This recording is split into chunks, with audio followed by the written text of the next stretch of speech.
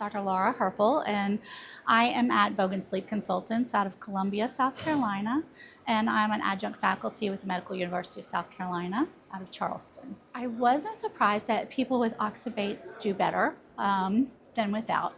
I think that's been well proven throughout the literature, but it was really good to see that the real world data matched what we saw in clinical trials. And in terms of tolerance and adverse events, it was very similar to what we see in the randomized clinical trials. So our real world patients fit that, and they have significant improvements. The disability data and quality of life data, I think, was impressive to me to see how much of an improvement there was. And it's very important for narcolepsy patients not to just have an Epworth sleepiness score that improves, but they're also able to function in their work life, in their social life. These things are important. We want to be able to participate and be fully involved in our life. The other thing I thought that was interesting is when we looked at the 7 questions that were the patient rated impact of how narcolepsy impacted them. Even though we're on a medication that's supposed to improve sleepiness or improve cataplexy, they reported significant improvements in anxiety, depression, brain fog, fatigue. So these are things that you don't always think about when you think about sleepiness. So some of those significant comorbidities, I think that helps them make them more functional. And reduces that significant burden for them. Well, I mean, the biggest complaint that patients have is sleepiness the next day.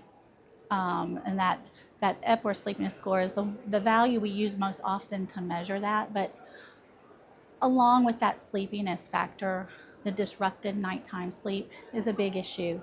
And a lot of things that stem or may contribute to some of the daytime sleepiness may come from the disruption of the nighttime sleep. And certainly improvements in stability of some of the sleep states may give us a benefit that we don't see in, for example, some wake-promoting agents or stimulants. And I really liked seeing the reduction of stimulant use in both patients that were naive and even in some of the patients that were switching from therapy. A different way to look at the data, because we're so used to looking at randomized controlled trials. And real world data is messy. It's hard to analyze, right? Because there's so many potential confounders. But it's good to see improvements in the outcomes. I like to see that patients are improving in multiple aspects more than just our standardized questionnaires. And I like having the patient input. There's partner input as well in terms of ease of use and how the partners felt about how their patients improved.